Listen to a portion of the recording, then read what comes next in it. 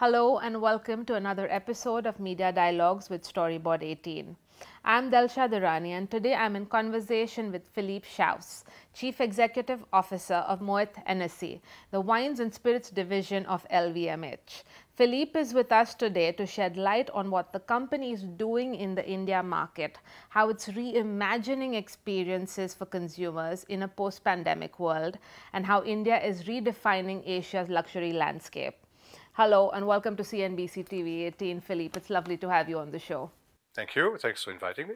So, Philippe, I'm just going to get straight into the conversation with you and ask you, where does India currently stand in Moët Hennessy's global scheme of things? How excited are you about the India market? Where does it stand? Give me your take on India. Look, India is still a relatively small luxury market today, with some exceptions. For instance, in Glenmorangie, it's one of our five largest markets. Glenmorangie is our whiskey brand.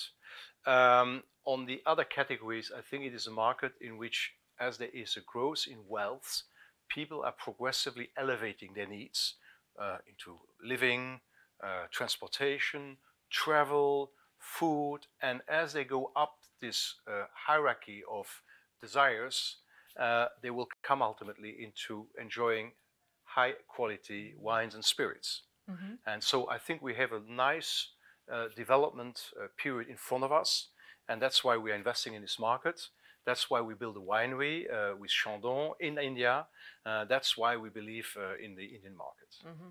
I'm glad you mentioned investments. Of course, you invested in the winery a while ago. Tell me, what else are you looking at investing in? Where are some of the sort of growth areas that you're focusing on when it comes to certain brands that you're seeing, particularly with an uptake in India? What do you have your eye on in terms of your investments, market development, speaking about the market here? I would say our priorities right now would be, first of all, continuing to develop Chandon. You know, Chandon comes out of the idea to look for the best terroirs in the world, to replicate the quality of champagne in other parts of the world. And that was an idea of one of the members of the founding family of Moët Chandon. And they went to different parts of the world, including Argentina and Brazil and United States and India. And that's why this winery exists today, and the whole idea is to make this the most prestigious, the most desirable Indian version of our champagne in France. Mm-hmm. So then, of course, we have a large portfolio which we have not yet distributed in India. So we are, for instance, our rosé wines, our Rosé de Provence wines are highly distributed in India today, or some of our spirits, like our tequila, is only starting to be distributed. So we have a lot of potential there in bringing the portfolio which we already have in other markets of the world into India as well. And then, of course, as you are hinting at, of course, we are not depriving ourselves of looking at opportunities within India, but of course we are always looking at the highest level of quality in every category, and there are possibly things which will be possible in the next few years. Mm-hmm. In terms of acquisitions? In terms of acquisitions or partnerships or what mm-hmm. it can be. Mm-hmm. Mm-hmm. Because there are a lot of interesting homegrown brands that are coming up across segments in the alcohol beverage space. And is there something that has struck you there in terms of the brands that are emerging out of India as well, that could perhaps add on to your portfolio? I mean, my first reaction to indeed seeing some Indian whiskey brands now at a high level and competing with Scottish whiskies, my first reaction is a very positive one, in the sense that it elevates the consumer's understanding of the category, the interest for the category.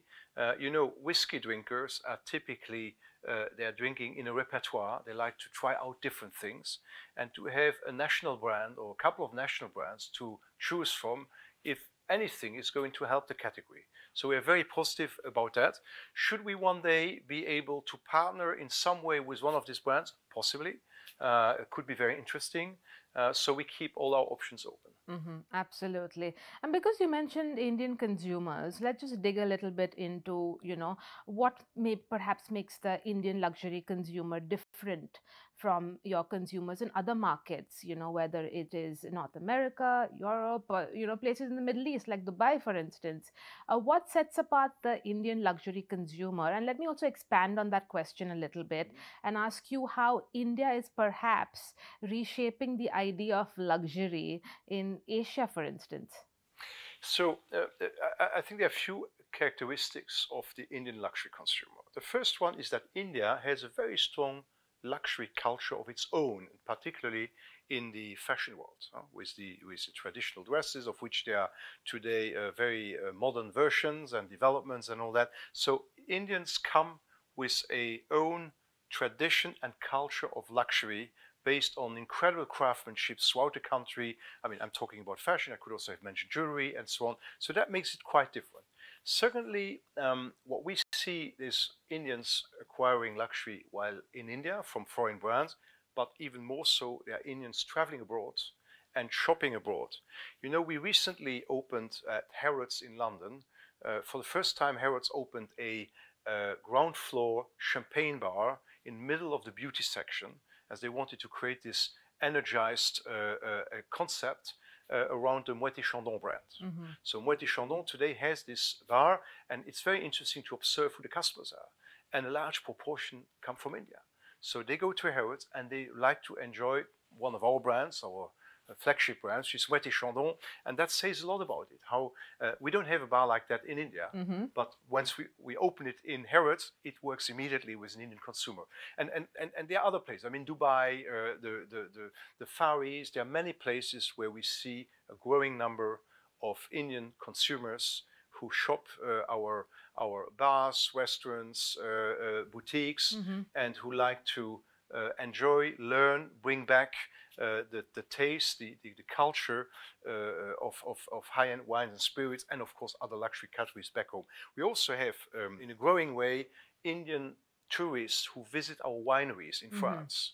In Champagne, for instance, we have very nice programs for the visit of the wineries, where you visit the cellars and you get explanation on the wines, and you visit the chateaus. We have a growing number of Indian tourists who really come and want to enjoy that, want to discover this world of magic of winemaking and champagne making. Mm-hmm, mm-hmm. So it's really about the experiences is what I'm hearing now, and that's true for a lot of consumers. Before I get into that, because you mentioned, for instance, the East as well, there's always this comparison between India and China and Indian and Chinese consumers. And quickly, if you could tell me a little bit about how India has perhaps progressed in that equation for Moët Hennessy in terms of, you know, the China market versus the India market, or it's not a versus even, but how do you sort of compare the two markets? I mean, in our world, the markets are very different. Mm-hmm. China is much more a market for white spirits, for local spirits, baijiu, and then the second big category in spirits is cognac, mm-hmm. Where Hennessy has a very important role, and then it's to a lesser degree a red wine market. Conversely, India in the south is more cognac driven, in the north is much more whiskey driven, and India has very important own production of whiskies at every price level. So there's a very strong link with the world of whiskey, with you could say an imported spirit, but made here in India, which you don't have in China. So in that sense, there's quite a difference.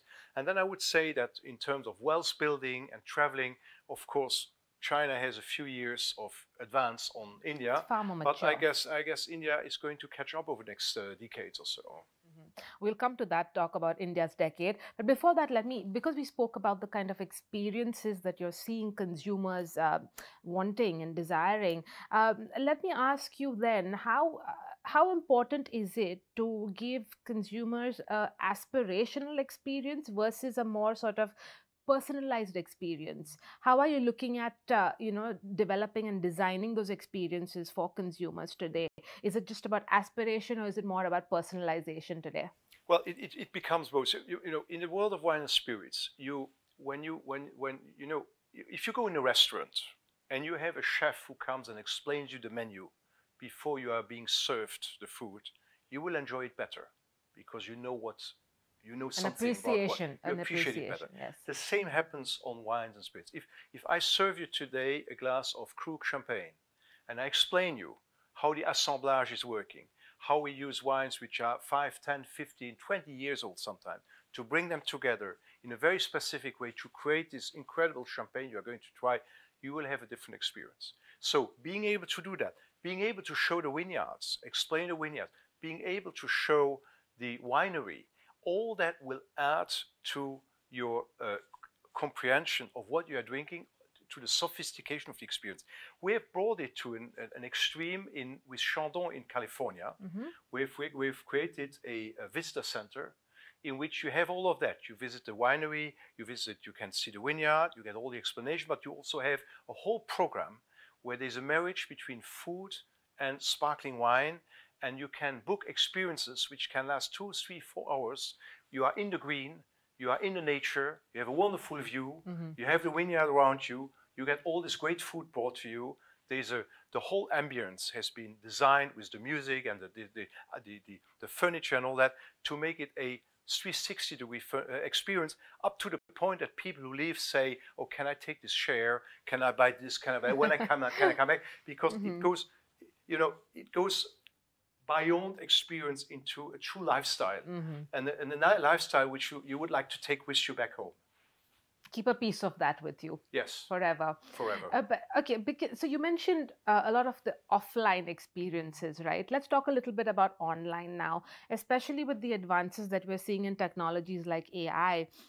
Tell me, how are you sort of deploying these new technologies in any of your brands to either better target consumers, create better experiences, sort of a phygital experience is what everyone's talking right now.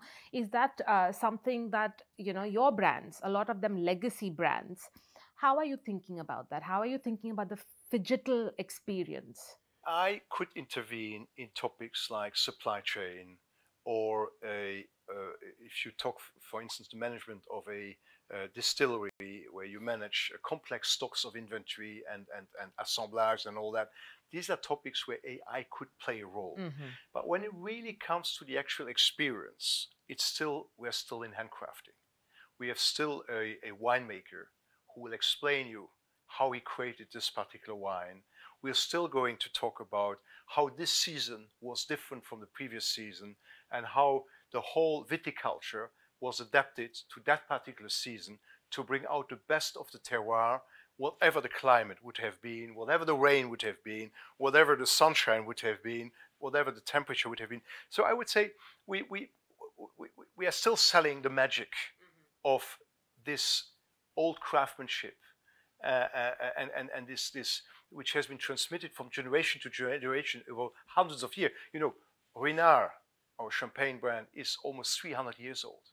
And this has been transmitted from generation to generation and will be transmitted in the future. So in that sense, we are very much relying on that and using AI more in backup functions, in industrial functions, or sometimes now when it's generative AI to better formulate texts or things like that. But it's still very much based on tradition and on history.